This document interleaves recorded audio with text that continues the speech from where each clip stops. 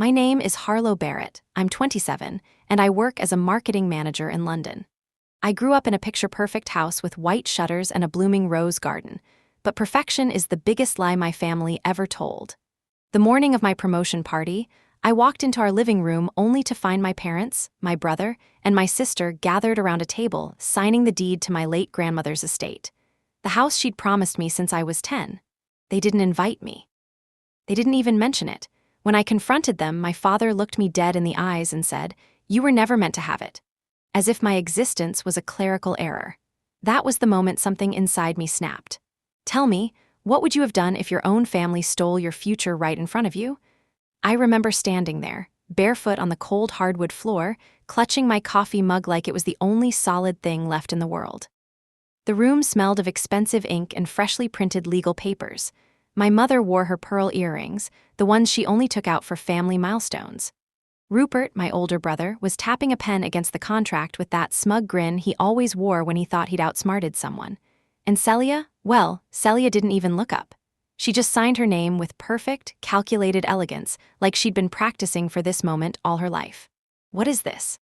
I finally managed, my voice shaking. My father didn't even flinch. It's the deed transfer, Harlow. We're finalizing the sale. The sale, I repeated like a fool, of Gran's house without me? Rupert chuckled. Why would we need you there? Because she promised it to me, I shot back. She told me that house was mine. Mother gave me one of those tight, pitying smiles.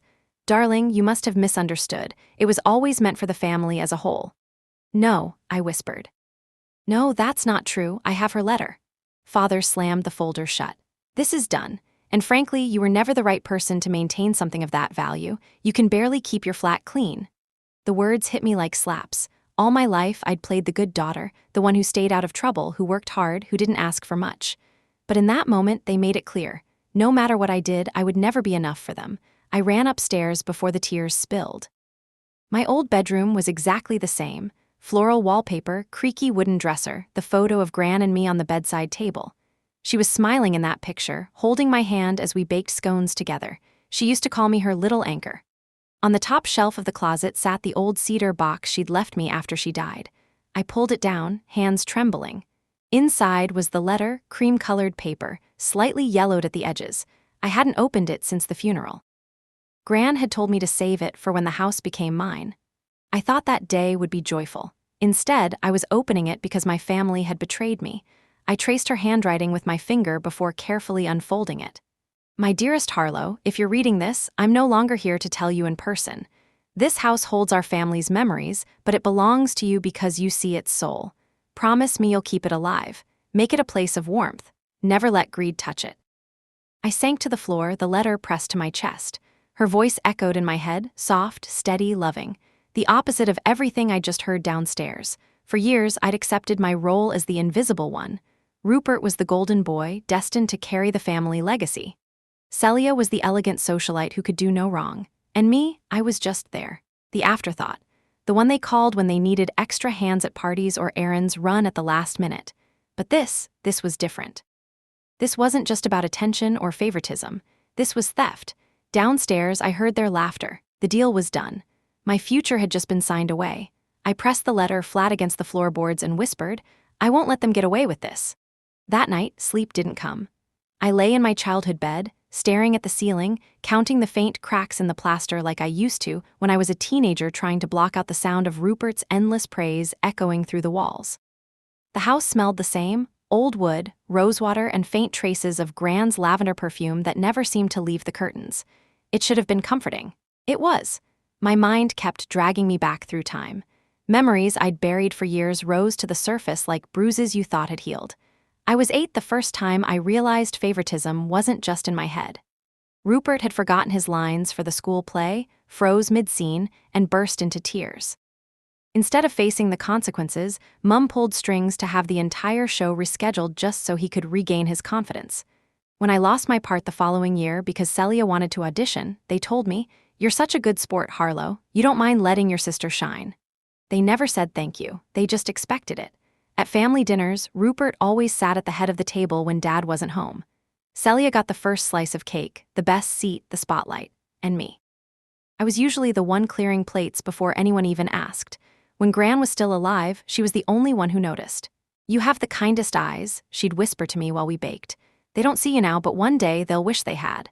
I thought she was exaggerating. She was. 2 days after the signing, my parents invited everyone to dinner.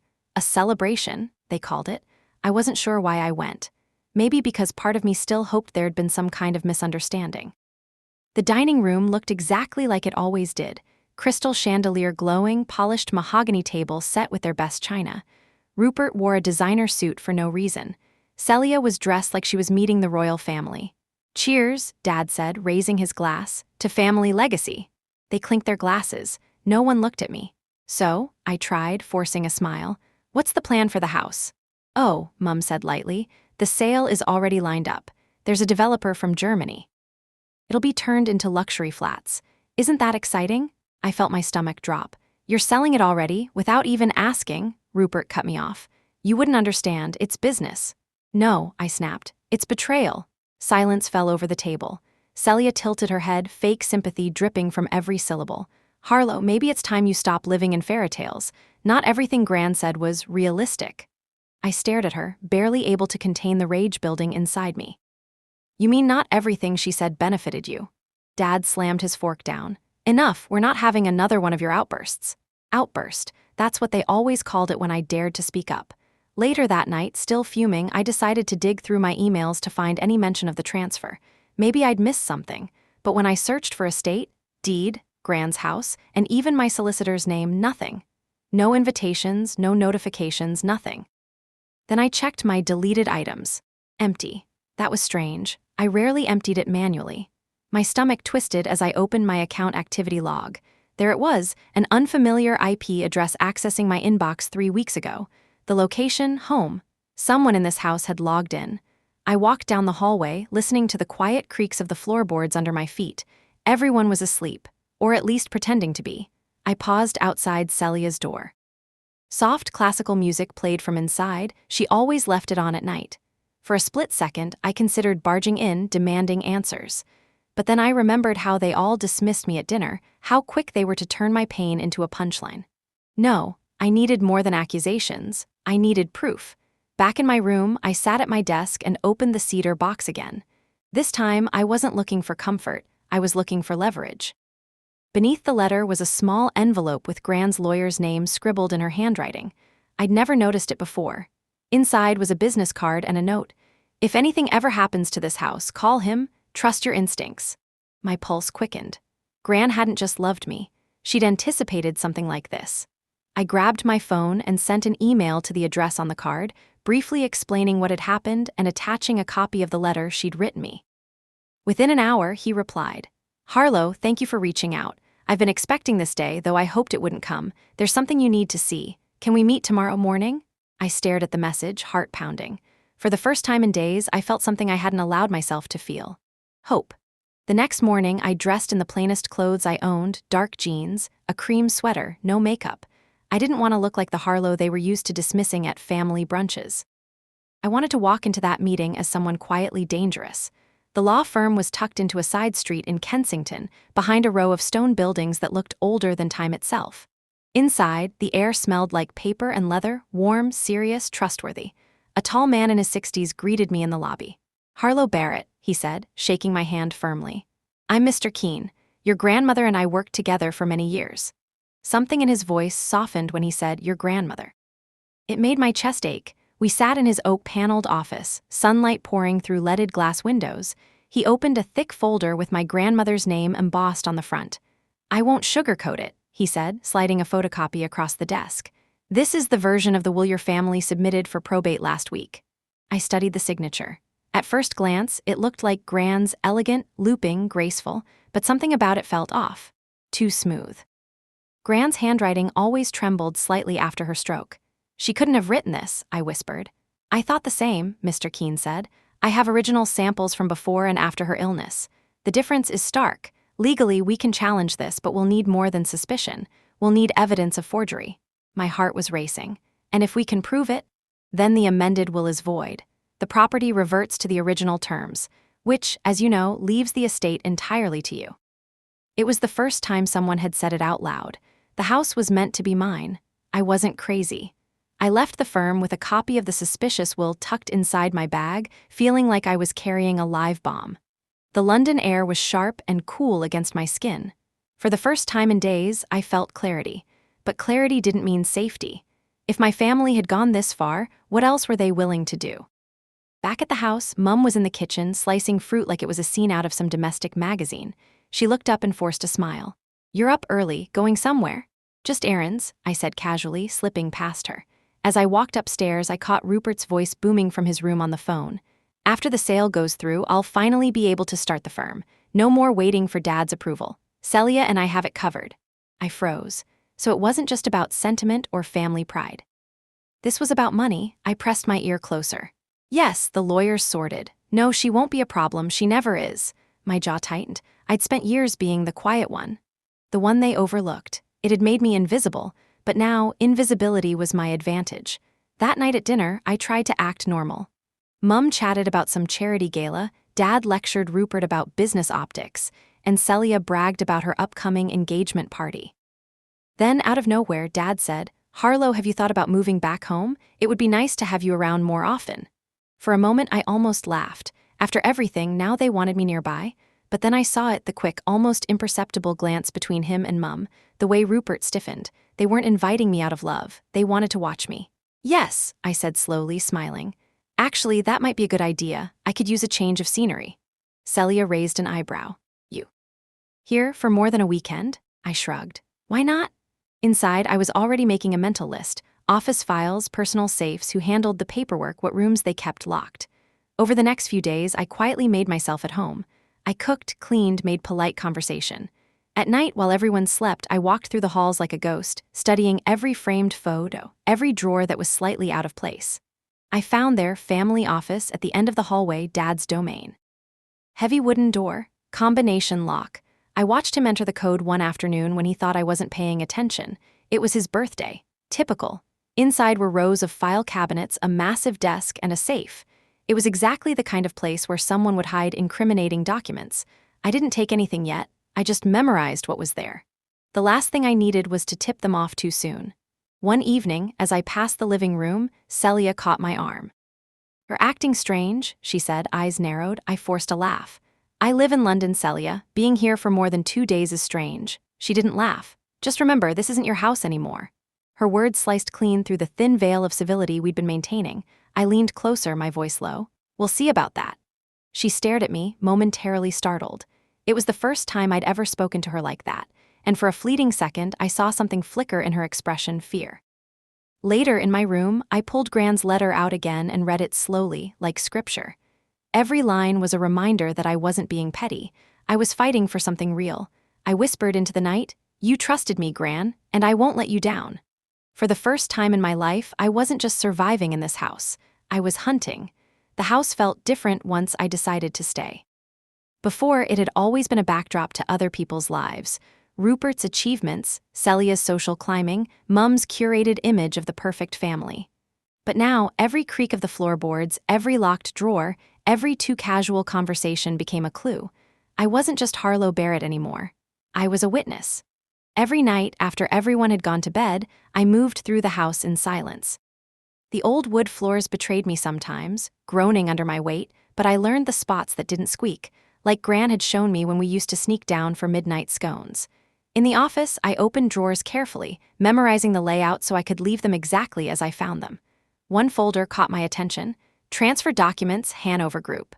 That was the German developer Mum had mentioned. Inside were emails, invoices, and a printed timeline. The closing date was only 4 weeks away. 4 weeks until they erased Gran's legacy and lined their pockets. I snapped photos of everything with my phone, heart thundering in my chest. It felt both exhilarating and terrifying.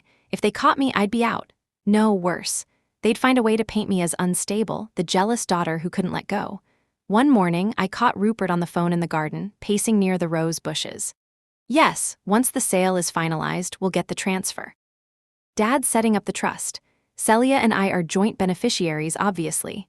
I stopped behind the hedge, my breath shallow. "What about Harlow?" the voice on the other end asked. Rupert laughed. "She won't fight it, she never does, she's predictable." My nails dug into my palms. Predictable. That's what they thought of me, that's why they were careless. That evening, Mum cornered me in the hallway. She had that look, tight-lipped, soft-voiced, pretending to be gentle while her eyes sliced like knives. "Harlow," she began, "I can't help but notice you've been poking around. The office, the garden, the late nights." I forced a light laugh. "It's called jet lag, Mum. Remember, I live in London." She didn't smile. "This isn't healthy. You've always had this fixation on the house. It's time to grow up. Move on." "It's not a fixation," I said calmly. "It's mine." Her expression hardened. "Legally, it's not. And emotionally, well, you were never as close to your grandmother as you like to think." For a second, everything inside me froze. That was a low blow. Gran had been my anchor, my safe place. To hear Mum rewrite that history so casually, it was like being erased all over again. I stepped closer, my voice trembling not from fear but from rage. "Don't you dare rewrite my memories to make your lies easier to swallow." She blinked, momentarily stunned. I'd never spoken to her like that before. Then she recovered, putting on her mask. "I'm worried about you. Don't make this harder than it needs to be." She walked away before I could answer, leaving the air thick with unspoken threats. Later that night, I sat at my old desk, reviewing the photos I'd taken. The evidence was piling up, but something was missing: the forged signature. Mr. Keene had said we needed undeniable proof, and I had a feeling that proof wasn't in the office. It was somewhere more personal. Gran's handwriting samples were still in the storage room at the back of the house. After her funeral, Mum had sealed it off, claiming it was too painful to go through. In reality, she probably just didn't want anyone poking around. I waited until past midnight, then crept through the narrow back hallway to the storage door. It was dusty, the doorknob stiff from disuse. Inside, the air smelled like cedar and old paper. Boxes were stacked to the ceiling, labeled in Gran's looping cursive. I opened one marked letters and journals. Inside were stacks of envelopes, recipe books, and practice sheets from when Gran was relearning to write after her stroke. Her lines were shaky but distinct, nothing like the smooth, fraudulent signature on the new will. I took out a few sheets, snapped high-resolution photos, and tucked them back exactly as I'd found them. As I turned to leave, I heard footsteps in the hall. My heart leapt into my throat. I pressed myself against the wall, holding my breath. Celia's silhouette appeared through the crack of the door, elegant nightgown, hair perfectly brushed, like she was starring in her own melodrama. She paused, looking around suspiciously.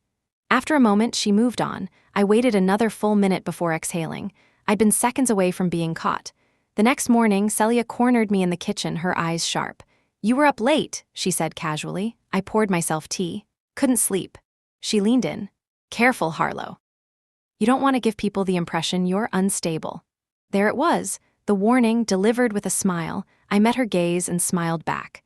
"Oh, don't worry, I'm very stable. In fact, I've never seen things more clearly." She faltered just slightly, but it was enough.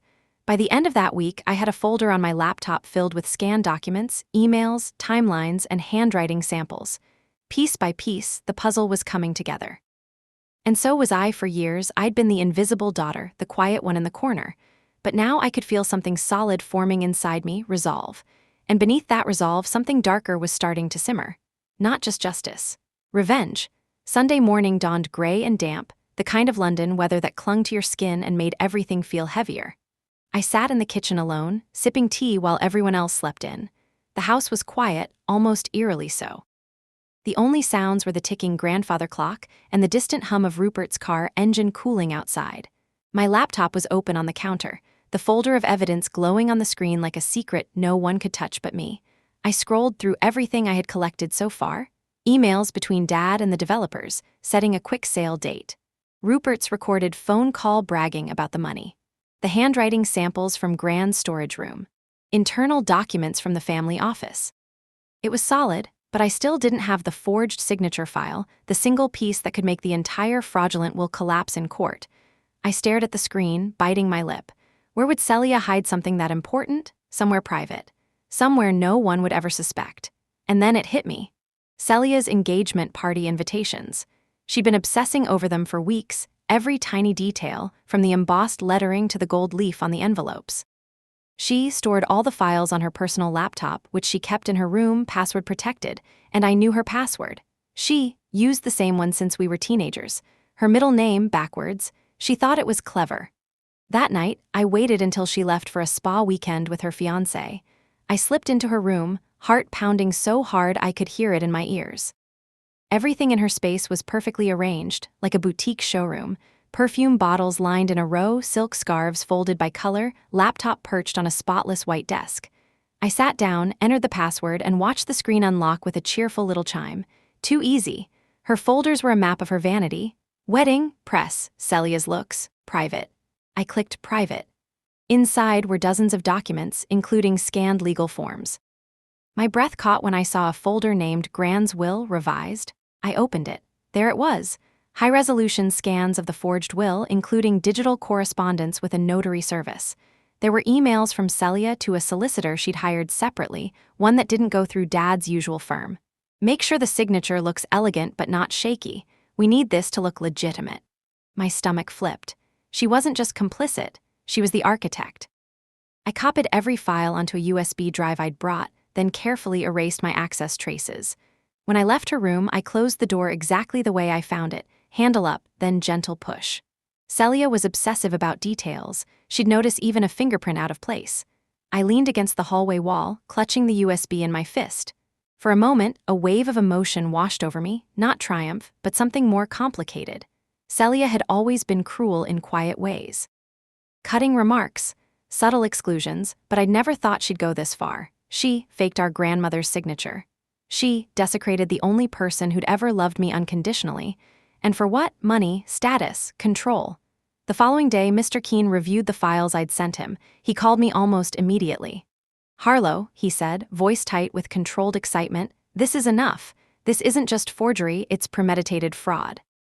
If we bring this to the court, your siblings and parents could face criminal charges." I leaned back in my chair, the London skyline behind me. "Good," I said simply. "Are you sure?" he asked gently. "Once we start this, there's no going back. You'll be taking on your entire family in a very public way." I thought of Gran's letter, of the years of being the invisible daughter, of Mum's cutting words, of Rupert's smug laughter, of Celia's forged signature. "I've spent my whole life swallowing my pain so they could stay comfortable," I said. "Not anymore." There was silence on the other end of the line, then Mr. Keene said, "Then let's begin." That night, back at the house, I stood in the garden.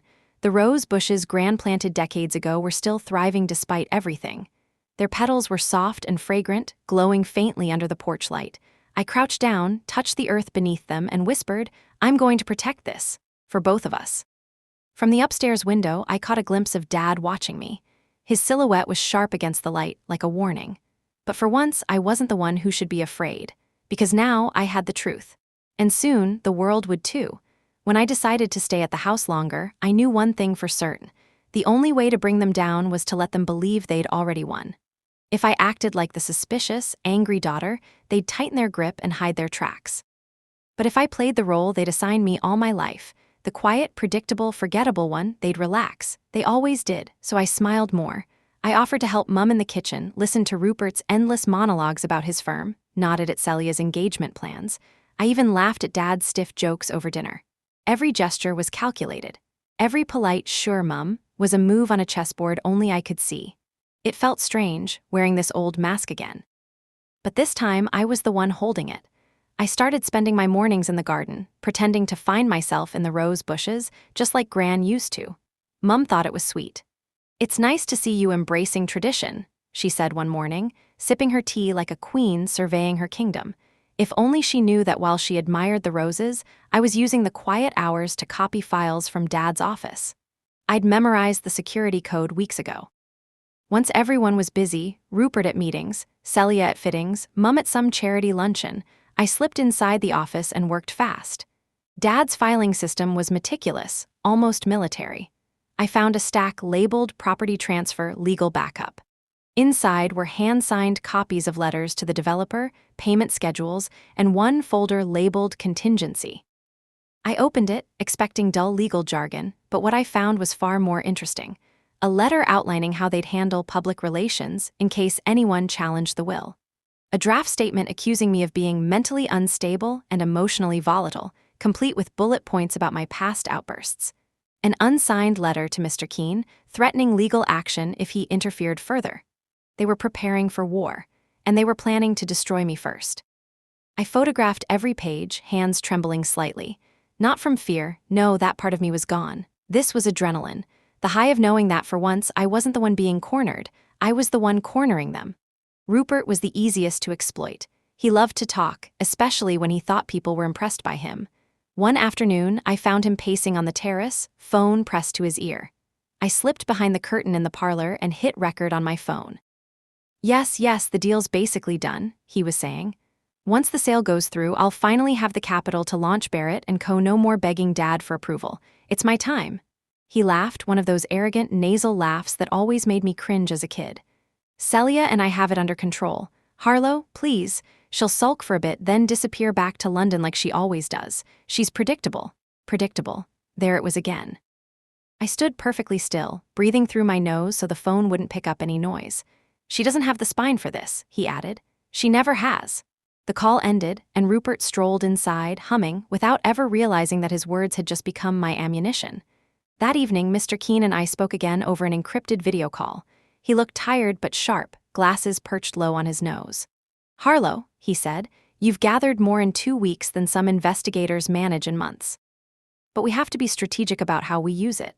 I know, I said. I'm not ready to strike yet. They still think I'm harmless. I need them to keep underestimating me. He smiled faintly.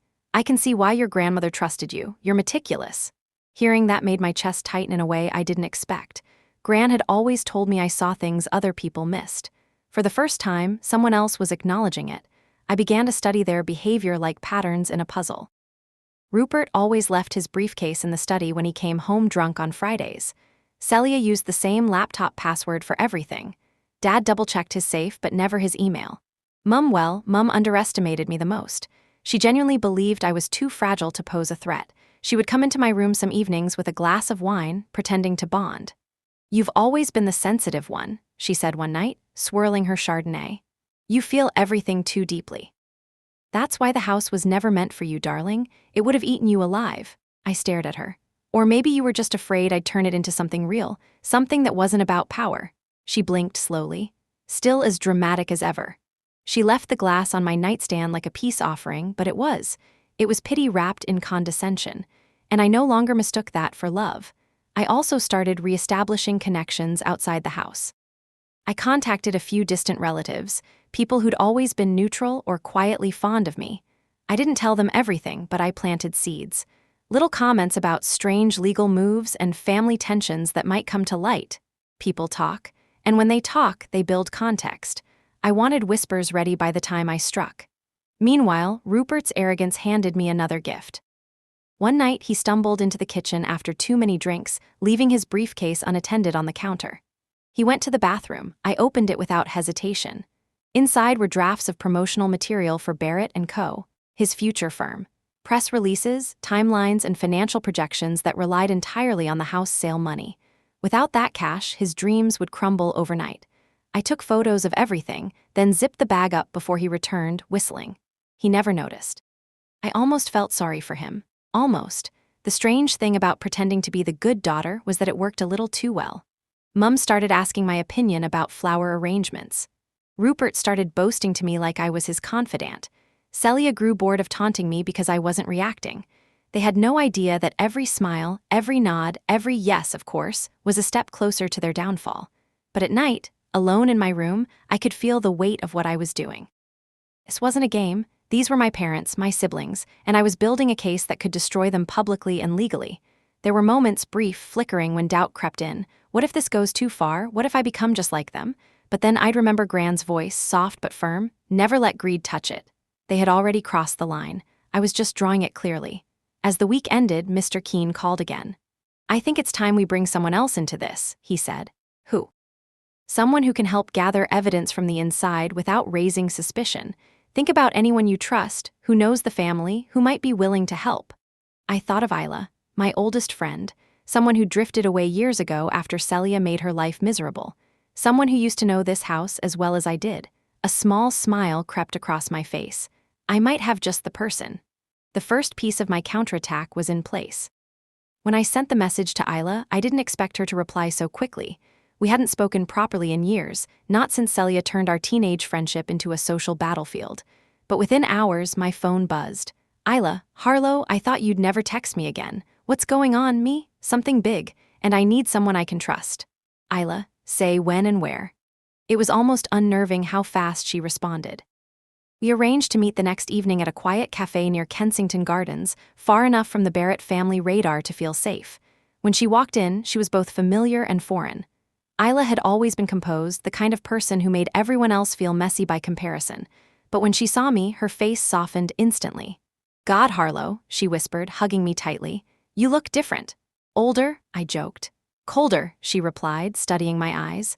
"What happened?" I took a deep breath. "You know how Gran left the house to me?" She nodded slowly. "Of course, everyone knew she adored you. They forged the will," I said. "They're selling the estate, and I'm not going to let them." For a second, she just stared, then something flickered in her expression, fury.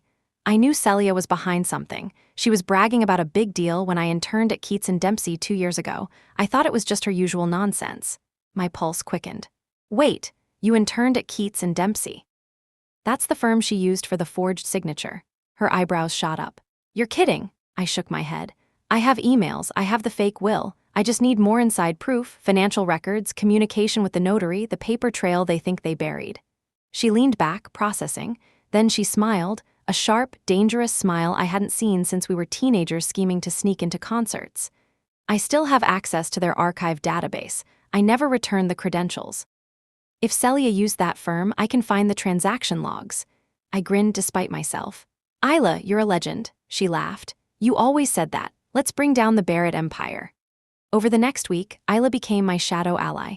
We set up encrypted chats, burner emails, and a shared hidden drive. While I stayed in the house playing the part of the dutiful daughter, Isla dug through legal archives like a surgeon looking for a tumor. She found the notary records first, payments to a solicitor under Celia's pseudonym, and a forged witness statement signed by one of Rupert's old university friends. She also uncovered something I hadn't expected: an escrow account set up in Celia's name, scheduled to receive a hefty consulting fee the day the house sale closed. Rupert had a separate account with his own business grant. I stared at the figures. They were literally paying themselves with my inheritance. Isla snorted. Classic Celia, couldn't even pretend it was about family values.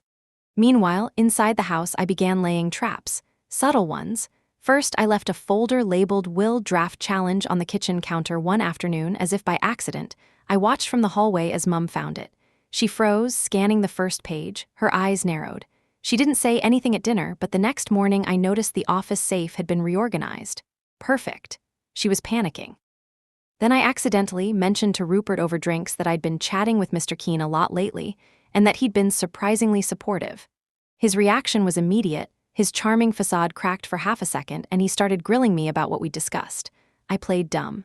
"Oh, you know, family stuff, legal stuff, nothing major." He tried to act casual after that, but I saw the tension in his jaw. And Celia, Celia, for her, I planted a slightly more sophisticated bait. I left my phone unlocked in the living room with a fake email draft to Mr. Keene, referencing new evidence and press coverage. Then I went upstairs and waited. 20 minutes later, when I checked my device log, there it was, an attempted remote login from Celia's iPad. She couldn't resist. Late one night, Isla messaged me. "Isla, you're going to want to see this. Celia sent a private message to the notary last month. It literally says, 'Once we sell, Harlow can crawl back to London and cry into her marketing spreadsheets.'" I laughed out loud, not because it was funny, but because it was so Celia. Cruelty dressed in perfect handwriting. Me? This is gold. Keep digging, we need their timeline. Isla, already ahead of you. There's a group chat between Celia, Rupert, and your dad about the sales schedule. If we subpoena this, it'll shred their defense. I stared at the chat screenshots Isla sent through. It wasn't just betrayal. It was organized betrayal, planned months in advance like a corporate takeover of my life. At home, the pressure was beginning to show in subtle ways. Dad started double-locking the office door at night. Mum watched me more closely at breakfast, her questions wrapped in polite smiles. Rupert grew snappier. And Celia, she oscillated between ignoring me and scrutinizing me like a hawk. One evening, she cornered me outside the guest room. "You're quieter than usual," she said, tilting her head. "Plotting something?" I smiled sweetly. "Wouldn't you like to know?" She laughed, but her eyes didn't. For the first time, I saw a sliver of uncertainty in her. She couldn't read me anymore. Mr. Keene called to check in. "You're making excellent progress," he said. "But remember, they might strike first. They'll want to discredit you before you can act. Keep everything secure." "I am," I said. "And I have Isla now. We're building something airtight." "Good," he replied. "Because once we go public or legal, this will explode. Be ready for that." I looked around the house. The portraits on the walls, the family silver, the heirlooms that had always made this place feel untouchable. I wasn't intimidated anymore. I was sharpening knives in the shadows. The final piece of this phase came from Isla again. Isla found the final sale contract. They're meeting with the developer's rep in 3 weeks to sign the closing documents. Big party, press invited. It's their victory lap. Me, then that's where they'll fall. The plan was starting to take shape in my mind. Public exposure, undeniable evidence timed for maximum impact. But before that, I needed to tighten the net a little more. They were starting to feel my presence. The next moves had to be precise. The shift in the house was subtle at first. A door closed a little too quickly when I entered a room. Conversations paused mid-sentence. Laughter stopped abruptly when I walked in.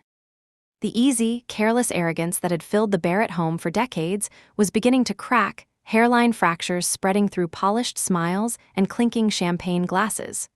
Rupert was the first to show it. He'd always been an open book, too convinced of his own genius to bother hiding anything.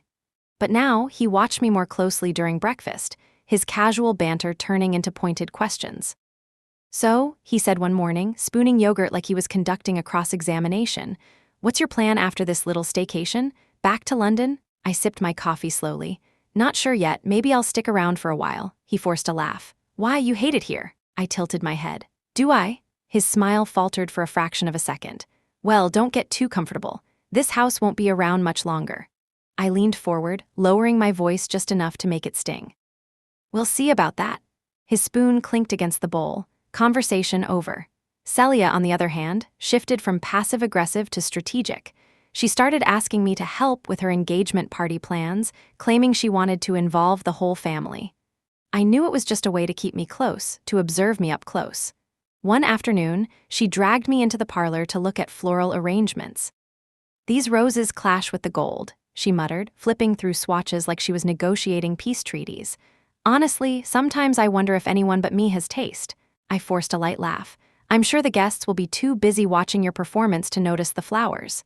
She froze, then smiled too widely. "Careful, little sister. People might start thinking you're jealous." I met her gaze. "Oh, Celia, people already know exactly who you are." The tension hung in the air like humidity before a thunderstorm. She turned away first. Meanwhile, Dad had started locking the office earlier, changing the combination code on the door. I caught him once, entering new digits while pretending not to notice me passing by. He was good, but not as good as he thought. He didn't realize the mirror across the hallway perfectly reflected the keypad. I wrote the new code down in my notebook later that night, next to a growing list of evidence sources. Mum hovered the most. She began checking in more often, walking into my room without knocking, asking questions cloaked in maternal concern. "Are you okay, darling? You've been so quiet lately." "I'm fine," I said. She tilted her head, soft voice hiding steel. "I just don't want you getting ideas about the house, about causing trouble. It's over, Harlow. Sometimes we have to accept what life gives us." I stared at her. "You mean what you took?" Her face hardened. "This bitterness won't get you anywhere." "It's not bitterness," I replied evenly. "It's clarity." She left without another word. During this time, Isla was relentless. "Isla, I cracked the escrow chain. They're routing the consulting fees through a shell company in Luxembourg. If we bring this to court, it's fraud with international implications." "Me, you're kidding." "Isla, nope. Celia signed the transfer herself. It's sloppy but effective. She thought no one would look." We began organizing the evidence into a master timeline. When the forgery happened, when the sale was planned, when the escrow accounts were set. Isla even managed to retrieve archived calendar invites from the legal firm Celia used. It showed she had started planning the fake will weeks before Gran passed. Seeing those dates written out felt like a punch in the gut. She'd been plotting while Gran was still alive. I slammed the folder shut and whispered, "Unforgivable." The tension in the house finally snapped one evening. Rupert barged into my room without knocking, face flushed. "Were you in Dad's office yesterday?" I didn't flinch. "Why would I be?" "Don't lie to me," he snapped. "Someone moved the files." I raised an eyebrow. "Maybe Dad did." His hands clenched. "You think you're clever, don't you? Acting all innocent. We know you're up to something." I smiled slowly. "If you know, then why are you asking?" He stared at me, realization dawning that the little sister he used to mock wasn't playing the same game anymore. Then he stormed out, slamming the door so hard a framed photo rattled. Good. Let him stew. I decided to push their paranoia a little further. One afternoon, I left my phone recording in the hallway outside the office while they were inside discussing paperwork. I positioned it behind the grandfather clock, exactly where Gran used to hide sweets from Celia. That night, Isla and I listened to the audio. Dad's voice. She's watching us, I can feel it. Celia, then maybe we should deal with her before the signing. Mum, she won't do anything, she never does. Rupert, she's not as quiet as she used to be. Dad, then we make sure she has no credibility left. If she challenges the will, we'll crush her in court. Their voices blended into a chorus of calculation. Cold, clinical, like I wasn't their daughter or sister, but a business threat. Isla's voice on the line was soft but firm. Harlow, this is exactly what we need. They're conspiring openly. This recording alone could change everything. I sat there in the dark, the voices of my family echoing in my ears, and felt something inside me harden like steel. The next day, I began planting my own narrative. At breakfast, I casually mentioned to Mum that I'd been thinking about law school, just to see her reaction. Her fork froze midair. Later, I left a to-do list on my dresser in plain sight with items like contact press, schedule interview, meet with solicitor. It was bait. I made sure Celia passed by my room. By the evening, Dad called a family meeting. The four of them sat across from me in the drawing room like a tribunal. Dad folded his hands. We've noticed you've been acting differently. I leaned back in the chair. Differently how? Rupert jumped in. Like you're plotting something. I smiled. Maybe I am. Celia scoffed. You wouldn't dare.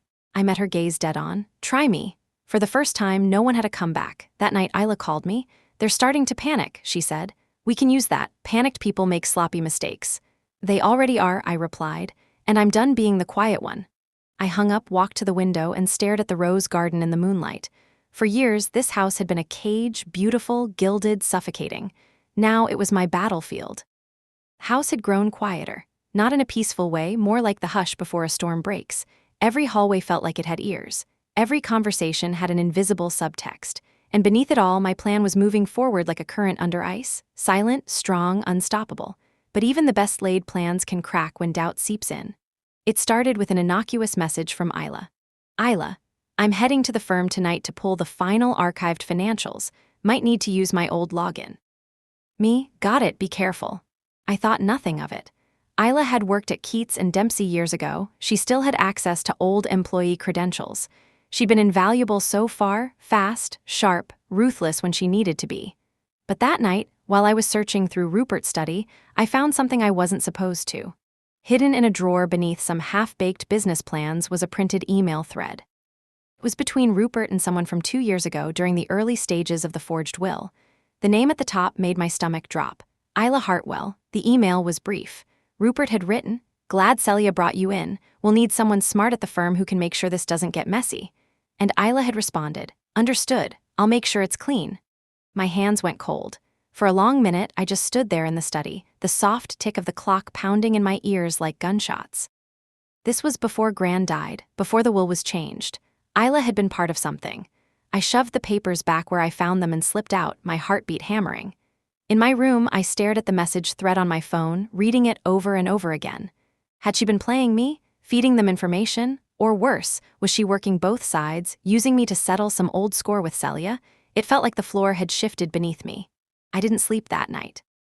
Every line of every message we'd shared echoed in my mind. Isla had always been confident, almost too confident.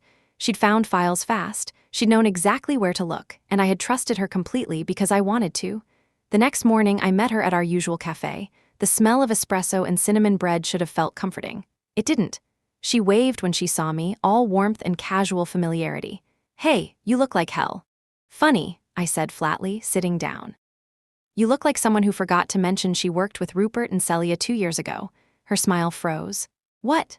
I slid the printed email across the table. She read it, eyes widening, color draining from her face. Harlow, this is an email, I cut in, with your name on it, from Rupert, about making sure a forged will doesn't get messy. She leaned back, stunned. Oh my God, I remember this. This was when Celia got me that internship. I had no idea what they were doing. They told me it was just a routine estate transfer. Did you help them? I asked, voice low. Did you touch anything? No, she said quickly. I remember thinking some of the language was weird, but I didn't question it. I was 22, desperate to impress them, and Celia made it sound like I owed her. After that, I quit early. I couldn't stand working with them. Her voice cracked on that last sentence, not theatrical, just raw. I stared at her, torn between the instinct to believe and the part of me that had learned the hard way not to. "Why didn't you tell me?" I asked quietly. She ran her hands through her hair. "Because I was ashamed, and because I thought if I told you, you'd never trust me. Harlow, I left because of them. Because of that summer. I saw things that didn't sit right, but I was too scared to speak up. I've regretted it ever since." Her honesty landed like a weight on my chest. For a long moment, neither of us spoke. The cafe noise faded into the background, just clinking cups and distant chatter. Finally, she leaned forward. "If you want me to walk away, I will, but I swear to you I'm on your side now. I've been waiting for a chance to make this right." I searched her eyes. Isla had always been a terrible liar. That was one of the reasons we'd been friends for so long, and what I saw now wasn't deception. It was guilt, real, heavy guilt. I exhaled slowly. "Then we make it right together." Relief flooded her face. "God, I thought I'd lost you for a second." "You almost did," I admitted, "but I need you, and I can't fight this war alone." She reached across the table, gripping my hand. "You're not alone anymore." Meanwhile, back at the house, the family sensed something was shifting, even if they didn't know what. Rupert had started making more late-night calls, whispering in corners. Celia became strangely nice, baking scones one afternoon like she was auditioning for World's Best Sister.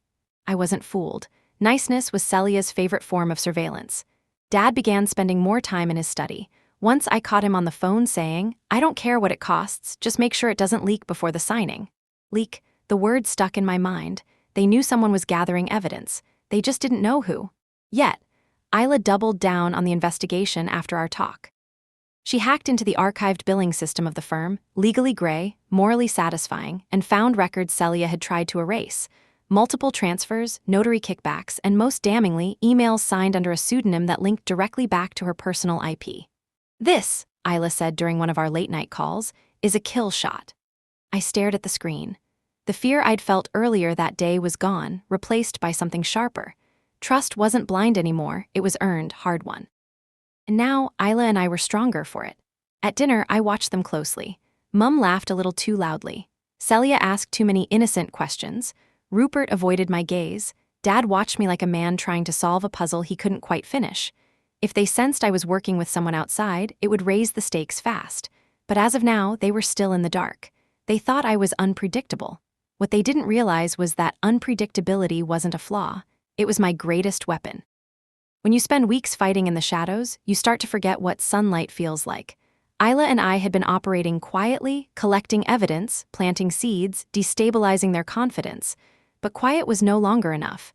If I wanted to stop them before the signing, I needed pressure, public pressure. The kind they couldn't control with polite smiles and dinner party charm.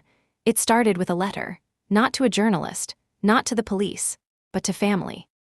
Gran had a long list of cousins, godchildren, and close friends, people who'd grown up in that house, spent holidays in the garden, known her better than almost anyone. For years, they'd idolized the Barretts as a model family. It was time they saw the rot beneath the paint. Isla helped me draft a careful, neutral message, factual, not emotional. We sent it through a private mailing list Gran's solicitor had once used for estate updates. To those who loved Alina Barrett, I am writing to inform you of significant irregularities concerning the handling of her will and estate. Documents indicate possible forgery and fraudulent sale of her property without honoring her original wishes. I will provide verified evidence to any concerned party in the coming days. Harlow Barrett, we sent it at midnight. By morning, my inbox had exploded. This can't be true. I always thought Rupert seemed too smug about the house. Alina told me herself she wanted you to have it. Whatever you need, we'll support you. A few were skeptical, but most were furious. These weren't just acquaintances. These were people who'd been there, who'd heard Gran say over and over, "This house will be Harlow." It was the first ripple. The second ripple came from the local press. A journalist named Sophie Hartwell, no relation to Isla, thankfully, had covered community stories for years. She adored Gran. She writ a glowing obituary about her kindness and legacy. Isla reached out to her anonymously, attaching a redacted version of the forged will and a timeline of suspicious transactions. Within 48 hours, Sophie published a preliminary investigation piece on her digital column. Barrett estate under question. Allegations of forgery surround beloved Kensington home. Sources close to the family suggest that the late Eleanor Barrett's will may have been altered prior to the sale of her historic home. Legal experts confirm that if proven, such actions could result in the sale being voided and criminal charges filed. The article didn't mention my name, but it didn't need to. Everyone in Kensington knew exactly who had been promised that house. The reaction inside the house was immediate and delicious. Dad stormed through the halls, phone pressed to his ear, barking orders to the family lawyer. How the hell did this get out? Mum paced the kitchen like a restless bird, muttering about gossiping cousins and ungrateful people with too much time. Rupert slammed his laptop shut at breakfast. This is a hit job. Celia's smile was tight, stretched too far, like glass about to crack. Calm down, she hissed at Rupert. If we panic, we look guilty. I stirred my tea slowly, savoring the silence when they realized I hadn't said a word. Dad turned to me. Did you send anything? I looked up innocently. Me, what would I send? He stared, searching my face for something, but I'd perfected the mask. They responded exactly how I hoped. They went on the offensive. Rupert started calling distant relatives, spinning a narrative about my emotional instability and inability to let go. Celia began quietly contacting her network, old schoolmates, charity friends, journalists, feeding them subtle lines about family tensions and misunderstandings. It wasn't a direct attack yet. It was worse. It was a whisper campaign. Mum cornered me one afternoon in the hall. This isn't the way, Harlow, she said softly. You're embarrassing us. Your grandmother would be heartbroken. I met her gaze coldly. No, she'd be proud. She flinched like I'd slapped her. Meanwhile, Isla and I escalated. She drafted a formal letter to the developer buying the house, citing potential legal irregularities that could invalidate the sale and threatening litigation if they proceeded without verifying the will's authenticity. We sent it through Mr. Keene's firm, so it had legal teeth. It worked. 2 days later, the developer postponed their signing meeting, pending internal review. When Dad got the email, his face went white. For the first time, he looked less like the powerful patriarch and more like a man realizing the ground beneath him was cracking. Rupert struck next. I received an anonymous email late one night with a subject line, "We know what you're doing." Inside were screenshots of my encrypted chats with Isla, clearly obtained through a spyware attack. Someone had tried to breach my laptop.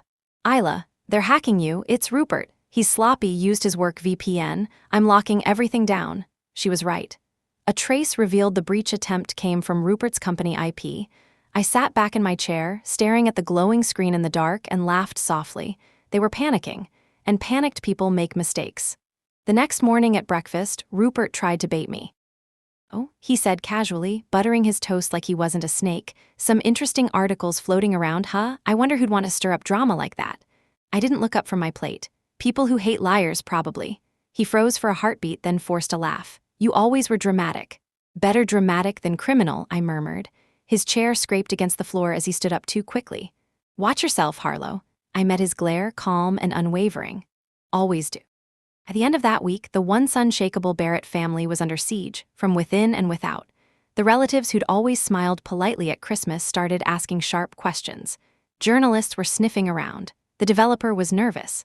And for the first time, my parents, Rupert and Celia, stopped talking about what they'd gained and started whispering about what they could lose.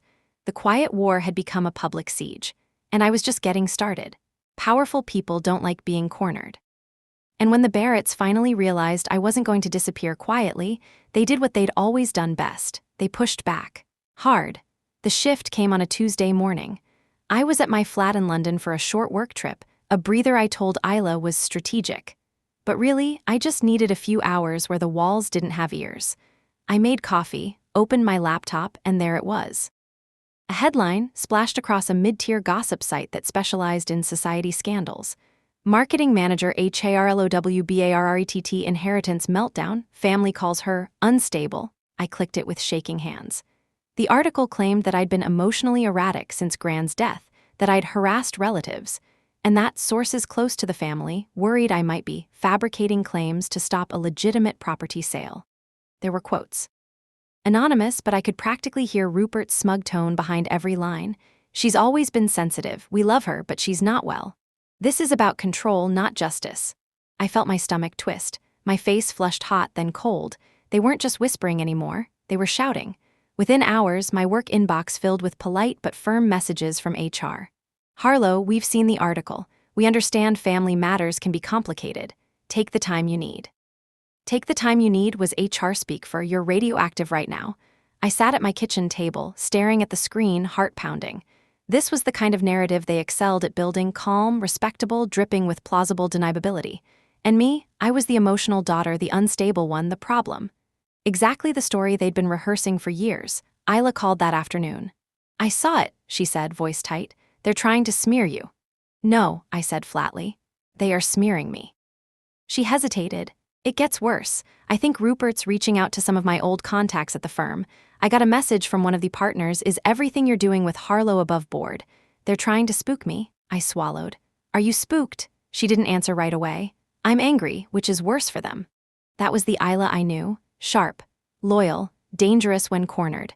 2 days later, Dad summoned me to the house for what he called a discussion. The entire family was there, Dad, Mum, Rupert, Celia.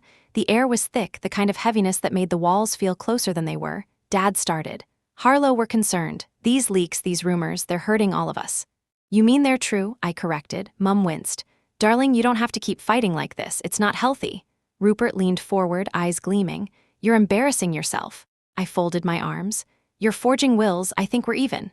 Dad's tone hardened. You need to retract whatever you or your associates have been spreading. If you don't, we'll take legal action for defamation and harassment. I almost laughed. You'd see your own daughter? He didn't blink. If that's what it takes. The mask was off. Finally, the moment I left that room, I called Isla. They're going nuclear, I said. They're scared, she replied. That's good, but they're also dangerous now. We need to tighten up everything legally, digitally, emotionally. They're trying to make you doubt yourself. And for a moment, they almost succeeded. That night, alone in my London flat, I felt the old familiar weight settle on my chest.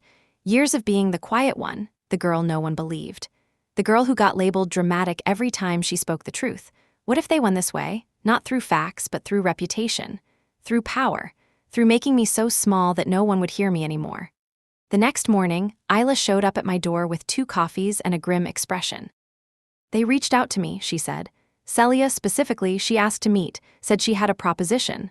My pulse jumped. What did you say? I said yes. I stared. Isla, she raised a hand. Relax, I'm not switching sides, but I want to hear what they think they can offer me.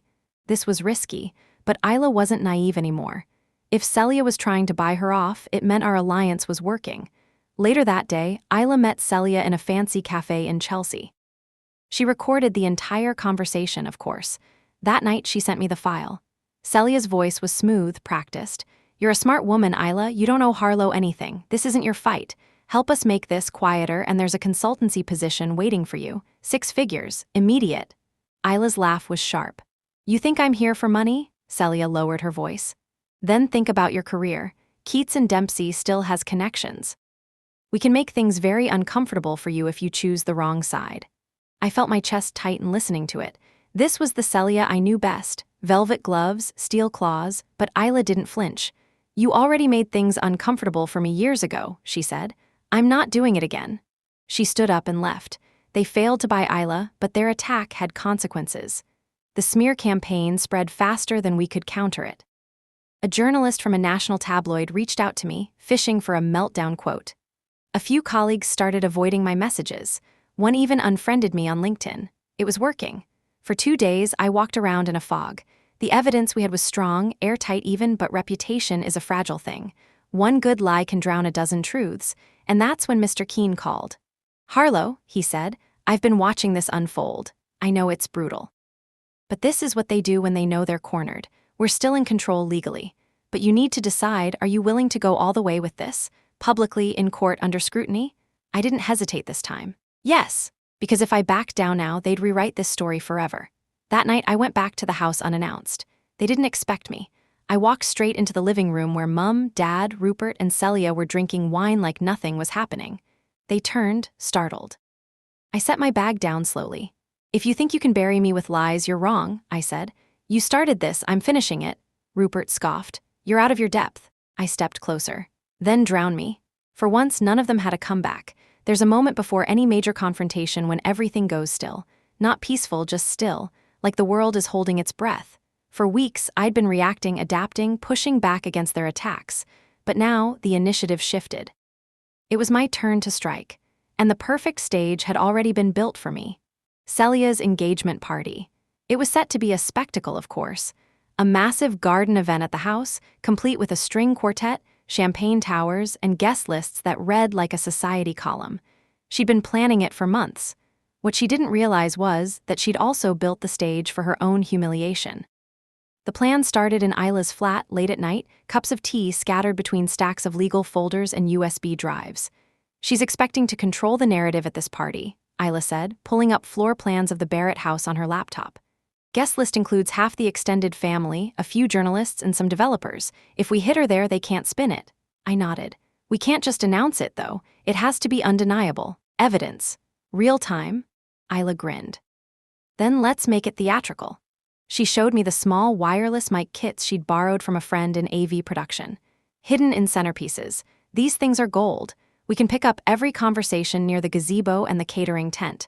Plus, I've got 2 pinhole cameras we can plant in the study and the dining room. If Celia or Rupert try to prepare anything shady during the party, we'll catch them. I couldn't help but smile. You've gotten scarily good at this. Necessity, she replied simply. The hardest part was convincing my family to let me attend the party without suspicion. After the smear campaign, they'd started treating me like a liability, not a daughter. But Celia, blinded by her own need to play queen, ended up being my way in. One afternoon, while she was picking floral arrangements, I approached her with my most disarming smile. Celia, I said lightly, I know things have been tense, but it's your big day. Gran would have wanted the family together. I don't want to fight during your engagement. She blinked, surprised by the softness.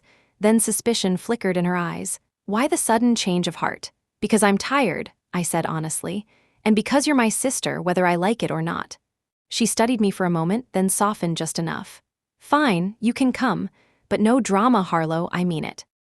No drama, I promised, keeping my face perfectly neutral while, inside, my pulse beat like a war drum. The following days were a blur of preparations. Celia micromanaged everything, seating charts, lighting angles, dessert options, oblivious to the fact that Isla and I were quietly turning her event into a trap. We coordinated with Mr. Keene, my lawyer, to ensure the evidence we had would be admissible if things escalated. Isla prepared packets, notarized copies of the forged will, timeline charts, transaction records, and screenshots. They were ready to be distributed at a moment's notice to the right people, journalists, extended family, even the developer's legal team. Once this goes off, Isla said one night, staring at the evidence spread out like a battle map, there's no putting it back. They'll be exposed, publicly, legally, socially, everything. I know, I whispered. That's the point. Meanwhile, the Barretts were lowering their guard. Rupert, cocky again after the smear campaign, strutted around the house as if he'd already won. I overheard him bragging on the phone to a friend. She's unraveling. Honestly, it's embarrassing. Mum tried to play peacemaker, inviting me to tea chats where she slipped in manipulative comments about letting go of bitterness. Dad became quieter, not because he'd changed, but because he was calculating. Watching. He always watched. Celia was too distracted by her own spotlight to notice anything else. Her biggest concern was whether the custom floral arch would clash with the champagne labels. 3 days before the party, Isla came to the house under the guise of dropping off a gift. While Celia fussed over caterers, we slipped upstairs. Isla worked quickly, planting the tiny cameras in the study and behind a decorative mirror in the dining room. We tested the feeds from her laptop in the car afterward. Crystal clear. Feels like we're making a heist movie, Isla said. This is better than a heist, I replied. We're not stealing, we're taking back what's ours. The night before the party, I couldn't sleep. I stood by my bedroom window, looking out at the rose garden where Gran and I used to drink tea in the summer. The gazebo where the string quartet would play tomorrow was already set up, draped in white fabric. This was where everything had begun. This house, this family, this betrayal. Tomorrow, it would also be where everything started to end. I whispered softly into the darkness, I'm ready now, Gran. For the first time, I almost believed it. The morning of the party, the house buzzed like a hive. Staff rushed back and forth, setting tables and arranging flowers. Guests began to arrive in tailored suits and pastel dresses, laughter spilling through the garden. I moved through the house like a ghost, polite, helpful, invisible. I greeted guests, carried trays, smiled at Celia when she passed. She was radiant in a custom white dress, basking in attention. She didn't see the wires under the tablecloths. She didn't see Isla blending in as a caterer near the AV hub. She didn't see the storm coming. As the sun dipped lower, music filled the garden. Guests mingled, champagne glasses clinked, and Celia's fiancé gave a nauseatingly polished speech about family unity. I stood near the back, watching, listening, waiting, because tomorrow I wouldn't be the quiet daughter anymore. I'd be the one holding the match. The evening air was warm, almost sticky, carrying the faint scent of roses and champagne. The garden shimmered under the string lights, soft jazz playing from the quartet near the gazebo. Everyone was dressed like they'd stepped out of a lifestyle magazine, pearls, tailored suits, forced smiles. Celia had outdone herself.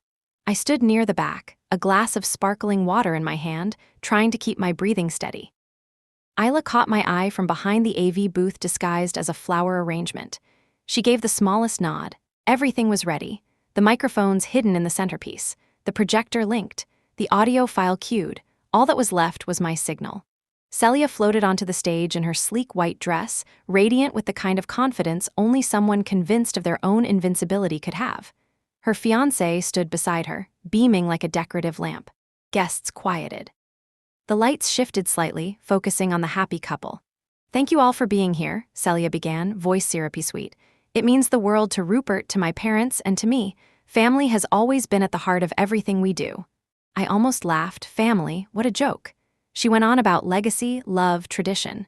People clinked glasses at her sentimental clichés. She looked untouchable, but she didn't know the walls were already cracking. As she lifted her glass for the final toast, I inhaled deeply and gave Isla the signal, a subtle tilt of my head. 2 seconds later, the lights flickered, the music cut, and instead of the string quartet, Rupert's voice echoed through the speakers.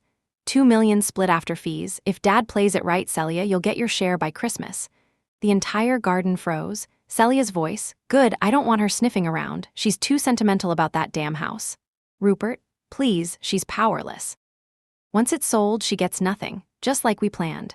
Then laughter. Cold, ugly, gasps rippled through the crowd. A few relatives exchanged horrified looks. The developer's lawyer, who'd been sipping champagne, lowered his glass slowly. And then the screen behind the stage lit up. Isla had cued the slideshow. Emails, transaction receipts, scanned documents. Celia's signature on a secret consultancy contract. Rupert's messages about offshore transfers. All of it rotating in full 4K clarity. For a few long, delicious seconds, nobody spoke. The only sound was their voices on the recording, filling the night like a confession.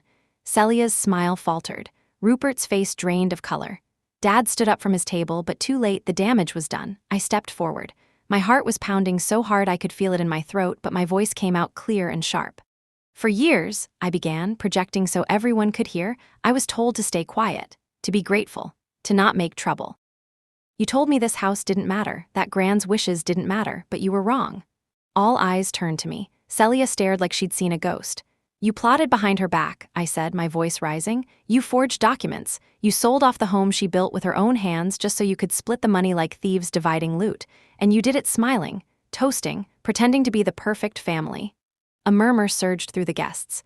Cameras clicked. Someone was live streaming. "Good." Celia stammered into the microphone. This is fake." "Fake," I barked a laugh. "Your voice is on the speakers, Celia. Your signature is on the contracts. Rupert's messages are on that screen. You can lie to yourselves all you want, but you can't lie to them anymore." Rupert shoved through the crowd toward the AV table, shouting, "Turn it off, turn IT off." Isla slipped away before he reached her, blending into the chaos like smoke. Reporters pushed closer. "Miss Barrett, is this real? Is there a legal case pending? Were you aware of your siblings' actions?" Dad roared, "This is a private event, everyone out." But nobody moved. I walked up to the stage. Celia backed away like I was something she couldn't control anymore. For the first time in my life, I saw fear in her eyes, not annoyance, not superiority. Fear. I took the microphone from her trembling hand. "You spent years making me feel like I was nothing," I said, my voice steady despite the tears burning behind my eyes. "But tonight, everyone sees who you really are." Rupert lunged for the cord, ripping it out, but the damage was irreversible. The garden erupted, relatives shouting, journalists firing questions, guests whispering in disbelief. Celia broke down, trying to explain, "It's not what it sounds like." Rupert screamed at a caterer. Dad tried to restore order and failed. And me? I stood in the center of it all, calm for the first time. I wasn't the invisible daughter anymore. I was the one who'd lit the match. The Barrett family's perfect facade was burning down in real time, and I didn't look away. The night after the engagement party felt like waking up in the aftermath of a bomb. The house that had been glittering hours before now sat in heavy silence, except for the occasional vibration of my phone. Notifications, messages, headlines, they'd gone viral. Clips of Celia's voice laughing about splitting the money were everywhere. A cousin had live-streamed the whole thing, and the internet did what it does best, magnified every word. My inbox overflowed. Journalists wanted statements. Old family friends wanted explanations. Strangers were sending me messages like I was some kind of hero. I wasn't a hero. I was just finally telling the truth. Downstairs, the Barrett family was in shambles. Through the half-open door, I could hear Rupert shouting. "You were supposed to check the AV." "Don't blame me, Rupert," Celia's voice cracked. Dad barked, "Enough, both of you, we need damage control." Mum sobbed quietly. How could this happen? For years, those voices had towered over me. Now they sounded small, desperate. By morning, the press had camped outside the gates. Cars lined the street, reporters calling out names as staff tried to keep them back. The developer's legal team sent a terse email. All proceedings regarding the sale are suspended pending investigation. That one sentence was enough to knock the wind out of Rupert and Celia. Their Christmas payout had evaporated overnight. Dad's solicitor tried to spin it in the media, claimed the recording was edited, the documents taken out of context. But it was too late. The story had legs. Mr. Keene called me that afternoon. "Harlow," he said, sounding both proud and cautious, "you did it. They're cornered. But this is where it gets serious. We're filing injunctions to freeze the property transfer. You need to be ready for court." I was ready. The days that followed were a blur of legal paperwork, statements, and strategy meetings. For the first time, I wasn't reacting to them. I was standing beside lawyers, giving instructions, making decisions. Rupert tried to reach out once. A pathetic text, "You've ruined everything. Hope you're happy." I didn't reply. Celia attempted to post a clarification on social media, a long, rambling note about misunderstandings and private family jokes. It backfired spectacularly. Comments flooded in, calling her a liar, a fraud. She deleted it within hours. Dad avoided me completely. But I saw the look in his eyes once across the hallway, a flash of fury, yes, but also fear. He wasn't used to losing control. About a week after the party, I went to Gran's old solicitor's office with Mr. Keene. The place smelled like old paper and lemon polish.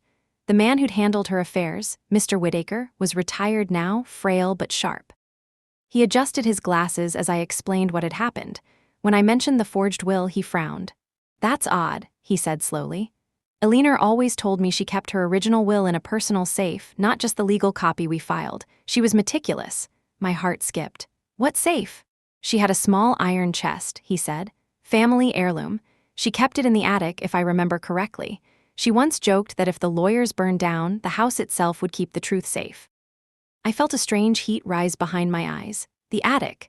I had spent so much time fighting their lies, I'd almost forgotten Gran's quiet wisdom. If anyone could outsmart the Barretts, it was her. That night, while the house slept under the pressure of scandal, I climbed up to the attic. It smelled of dust and cedar. The single bulb overhead cast long, strange shadows. Gran's old iron chest sat in the corner, half covered by a moth-eaten quilt. I knelt beside it, brushing away cobwebs. The lock was old but sturdy. I remembered playing with it as a child, Gran laughing as I tried to open it. I ran my fingers along the cool metal. There was a small engraving, "Truth outlives lies." The key, I didn't have it, but Gran had always been clever. I searched through the old boxes, photo albums, jewelry cases. Nothing. Then I saw the wooden rocking chair she'd loved. On a whim, I turned it over. There, taped beneath the seat, was a tiny brass key. My hands trembled as I slid it into the lock. It turned with a satisfying click. Inside, wrapped in yellowing linen, were several documents, a small jewelry box, and a leather-bound notebook with her initials. The top paper bore a familiar heading, "Last Will and Testament, Eleanorbarrett," dated 3 years earlier than the forged one. My breath caught. This was it.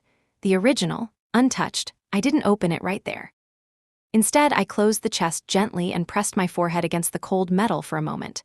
For months, I'd been fighting in their world, lawyers, media, manipulation. But this was her. Gran's voice preserved on paper, her final word. They forged a fake will, but they'd never found this. And now, neither Rupert nor Celia nor Dad would see it coming. The next morning, I handed the document to Mr. Keene. His eyes widened as he scanned it. "Harlow, If this is legitimate, it overrides everything. This isn't just evidence, it's the foundation of the real case. I nodded slowly.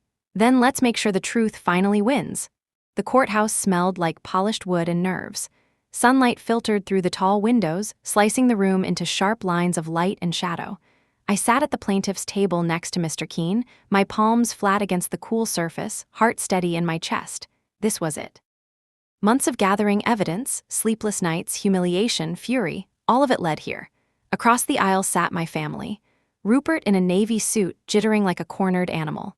Celia in beige, her makeup hiding the dark circles under her eyes. Mum sat stiffly, avoiding my gaze. And Dad looked like a king who just realized the crown didn't belong to him anymore. The judge entered. Everyone rose. My pulse didn't quicken. For the first time in my life, I wasn't afraid of the room they controlled. The opening arguments blurred by a rhythm of legal terms and timelines. Their lawyers tried to poke holes in the audio recording, claiming manipulation and context. Mr. Keene stayed calm, methodical. He presented dates, financial records, Rupert's own words. Piece by piece, the false structure they'd built began to crumble. Then came the turning point. "Your Honor," Mr. Keene said, standing with quiet authority, "we have recently obtained a critical piece of evidence, the original last will and testament of Eleanor Barrett, dated 3 years prior to the forged version submitted by the defendants." The courtroom shifted. Even the air seemed to tighten. Celia's head snapped toward me. Rupert muttered something under his breath. Dad's hands clenched. The bailiff carried the old, linen-wrapped document forward.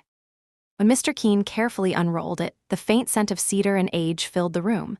Gran's handwriting, her signature intact, untouched. "This document was kept in a personal safe in the Barrett family home," Mr. Keene continued. "It names Ms. Harlow Barrett as the sole inheritor of the Kensington property, along with specific charitable allocations. There are no amendments, no co-beneficiaries, no mention of the defendants." The judge leaned forward. "Has the authenticity been verified?" "Yes, Your Honor. Independent forensic analysis has confirmed the handwriting and ink age. The solicitor who drafted it has provided a sworn affidavit." Rupert slammed his hand against the table. "She planted that," Celia hissed. "You're losing it." Their lawyer scrambled to object, to stall, but the judge's gavel came down once sharp. "Enough." I watched Rupert's face twist, anger, fear, disbelief. Celia covered her mouth as if she could stuff the truth back inside. The solicitor, Mr. Whittaker, was called to the stand. His voice was shaky with age but firm with memory. "Eleanor was very clear," he said. "She told me, this house is Harlow. It always has been. If anyone tries to change that, the truth will outlive them." Hearing him say her words, "truth will outlive them," hit me like a quiet thunder. I remembered the engraving on the chest. I looked down at my hands. They weren't shaking anymore. Their side collapsed quickly after that. Rupert tried to accuse Celia of forging the will on her own. Celia threw it back at Rupert. Dad stayed silent, but his eyes, once sharp and commanding, now looked hollow. The judge's decision wasn't theatrical. No music swelled, no dramatic pause, just a clear, final statement that the original will stood, the sale was invalidated, and control of the estate reverted to me. That was it. Years of being dismissed, erased, lied to, ended in a few sentences spoken under the seal of the court. As the room emptied, reporters swarmed in the hallway. Cameras flashed. I walked through them, my chin high, Isla waiting near the steps like an anchor. She didn't need to say anything. Neither did I. Behind me, Rupert shouted something incoherent. Celia wept into Mum's shoulder. Dad just sat there, unmoving, as if he'd finally understood that power built on lies can't last. I pushed open the courthouse doors. A cold breeze hit my face. For the first time in years, it didn't sting, it cleared the air. I didn't smile, I didn't wave. I just walked down the steps, each one steady, measured. The house, the name, the truth, all of it was mine now, not because they gave it to me, because I took it back. It's strange how quickly chaos can become silence. In the weeks after the verdict, the house that had once been the center of our war became still. The press eventually moved on to fresher scandals. The neighbors, who'd whispered behind hedges, found new things to gossip about. Even the cousins who texted me in outrage stopped checking in daily. But inside the old Kensington house, time seemed to pause. I walked through the halls slowly one morning, sunlight spilling through the tall windows, pooling on the wooden floors Gran had polished herself decades ago. For the first time in years, there were no raised voices echoing off the walls. No footsteps storming down hallways, just quiet. My quiet. The legal transfer was complete. The house was officially mine. Rupert and Celia had retreated from the spotlight, facing separate investigations for fraud and tax evasion. Dad's reputation in the business world shattered overnight. The man who once walked into rooms like he owned them could barely keep his name off the tabloids. I didn't feel joy in their downfall, just release. I spent the next few weeks breathing life back into the house. The first room I restored was Gran's. I painted it the same soft cream she loved. I brought back her rocking chair from the attic and placed it by the window overlooking the roses. The day I set it down, a breeze carried in the scent of blooming flowers, faint but unmistakable. Downstairs, I opened up the library again. The shelves were dusty but intact. Gran had always said books made a house feel alive. I stacked fresh logs by the fireplace. For the first time since she died, the house didn't feel haunted. It felt like it was waking up. Sometimes I'd catch myself standing in a doorway just listening, as if expecting to hear her humming in the kitchen. There was only silence, but it didn't ache anymore. It wrapped around me like something protective. Isla visited often.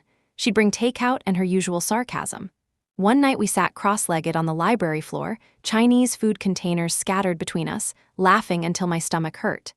"Do you realize you basically pulled off a cinematic takedown?" she said, pointing a chopstick at me. I rolled my eyes. "I just told the truth," she smiled. "Yeah, loudly, finally." Her support had been my anchor, but now, sitting there with no plans, no strategies, just friendship, I realized how much of my life had been consumed by surviving. This was the first time I was simply living. There were letters, too. A few distant relatives wrote apologies for believing the worst. Others sent memories of Gran, little stories I'd never heard before, about how she'd stood up to her own parents, how she'd fought to keep the house during hard times. I read every one of them by the fireplace, tea in hand, feeling closer to her than I had in years. I didn't rebuild everything. Some relationships were too far gone to salvage. I didn't speak to Rupert or Celia, not out of hate, just absence. They had made their choices. I had made mine. Dad sent a letter once. Formal. Apologetic in tone, but distant in spirit. I placed it in a drawer. Maybe one day I'd read it again, maybe not. Forgiveness, I realized, wasn't about letting them back in.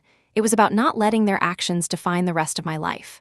One evening, as the sun set behind the garden, I stood by the rose bushes Gran had planted. The petals glowed faintly in the fading light. I whispered, "We did it." Not loudly, not dramatically, just enough for the roses and maybe her to hear. For the first time, I didn't feel like I was standing in someone else's house. I was home. Spring arrived quietly that year. It wasn't the kind of season that burst in with fanfare. It crept in through the windows, through the scent of fresh rain on the roses, through the soft light that lingered longer each evening.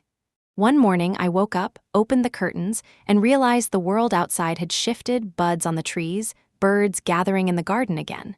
The house felt alive. Over the past months, I'd settled into a rhythm that didn't revolve around anyone else's expectations. Mornings were for walking through the garden with coffee in hand, making mental notes about which corners needed care. Afternoons were spent working on a small heritage foundation I'd started in Gran's name, a project to preserve old homes and stories that families like mine so often tried to erase. People reached out. Neighbors who once only waved politely now lingered by the gate to chat. A couple of young architects volunteered their weekends to help restore the greenhouse out back.